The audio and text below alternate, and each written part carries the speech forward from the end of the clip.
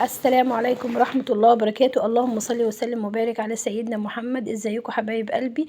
النهاردة مع بعض هنعمل البسكويت الفاش على اصوله وبتكات خطوة بخطوة. انا معاكم.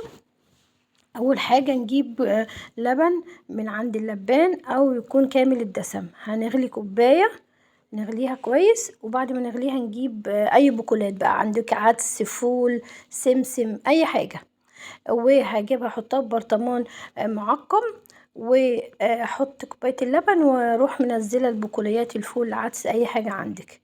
طبعا تاخديها وتحطيها في مكان محكم.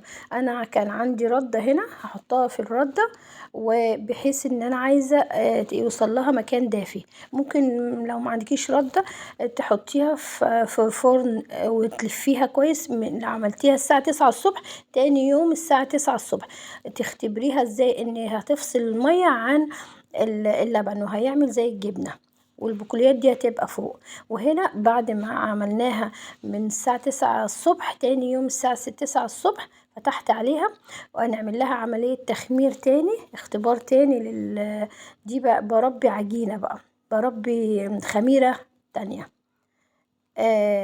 هنا بجيب الخميرة، وبحط عليها معلقتين دقيق واعجنها كويس، وبعدين هحطها المكان مدة ساعتين كده في مكان دافي، واغطيها كويس، بحيث ان لو دي اختمرت يبقى كده الخميرة كده سليمة.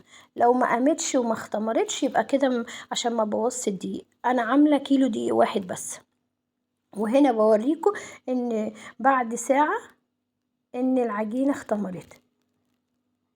ماشي. ومعايا معلقتين خميرة بيرة او كيس خميرة فورية اللي متاح عندك، ومعلقة سكر مع حباية مية. دي انا كده عملت خميرة بيرة، بحطها عليها وهقلبها كويس كويس، وبعد كده هصفيها عشان انا مش عايزة البقوليات دي في سواء العدس او الفول والحاجات دي في العجينة، لازم اصفيها. وهاخد المية بتاعتها والشرش اللي هيطلع، انما العدس لا، مش عايزاه خلاص. وانا معايا كيلو دقيق هعجنه. وطبعا ما تنسوش بقى الاذكار والصلاة على رسول الله، واحنا في ايام مفترجة. لو عايزة تجربي جربي في كيلو واحد بس. انا اول مرة اعمله، انا والدتي ربنا يديها الصحة هي اللي بتعمله، بس انا اول مره اجربه معاكم. بجد طلع تحفه وحلو وجميل وريحته حلوه قوي. انا ما حطيتش ريحه ولا اي حاجه فانيليا ولا اي حاجه. هي ريحه الخبز نفسه هتديكي انطباع حلو قوي. معايا معلقه ملح صغيره، وهنا معلقه كركم. لو عايزاه اصفر حطي كركم، مش عايزه اصفر خلاص ما تحطيش كركم، بس احنا بنعمله بالكركم. ومعايا كوباية لبن دافية هنعجن بيه. وممكن لو مش عايزة بلبن ممكن تعجنيه بمية. لو عايزة تحطي كيس بيه لبن نيدو ممكن تعجني بيه براحتك. وهنا هعجنها كويس قوي قوي قوي. لازم افضل اعجن فيها كويس والم الخميرة عشان الخميرة ما تبص مني. وهلم العجينة كلها.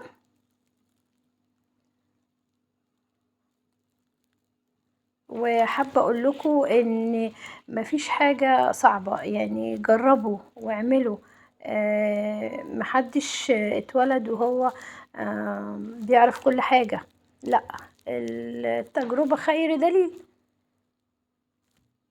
وحاجة نظيفة وحلوة في بيتك وتعمليها لولادك في اي وقت وكده. هي سهلة، ما فيهاش افتكاسات ولا اي حاجة. وطبعا جداتنا وامهاتنا زمان كانوا بيعملوا لنا كل حاجة في البيت.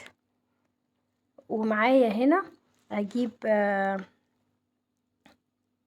كوباية سمنة بلدي او زبدة، بس اللي يفضل سمنة بلدي. او لو ما فيش سمنة بلدي بتجيبي كيلو لبن من عند اللبان وسمنة عادية وبتغليها على النار. وتعملي منها احلى سمنة بلدي. يعني مش هقولك دي سمنة بلدي فرن مثلا ولا اي حاجة ليها ماركة، لا، انا عملتها كيلو لبن من عند اللبان على علبة سمنة الهانم او كريستال، على 2 كيلو سمنة، وغليتهم على النار، طلعت احلى سمنة بلدي بجد بجد. هعملكوا فيديو ليه تحفة تحفة.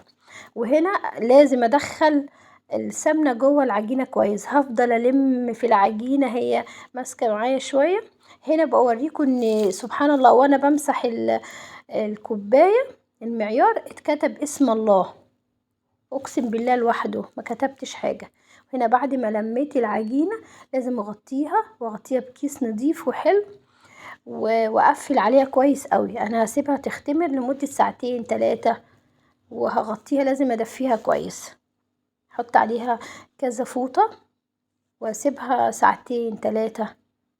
وبعد كده هوريكم بعد ما تختمر ان هي اختمرت وبقت هشة وجميلة ولونها بقى حلو قوي.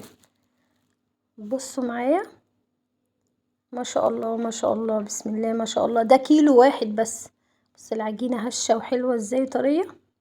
وهنا اعمليها زي ما تحبي، تعمليها صوابع، تعمليها دواير. انا عملتها دواير كبيرة وبعدين حطيتها في الفرن، وبعدين بعد ما طلعتها واستوت قطعتها فصصتها وعملتها صوابع وبعدين حمصته. هنا بوريكم ان انا كده بدخله ان انا هحمصه. انا حمصت الوش اللي اللي على الوش وهقلبه وبعدين ادخله يتحمص تاني.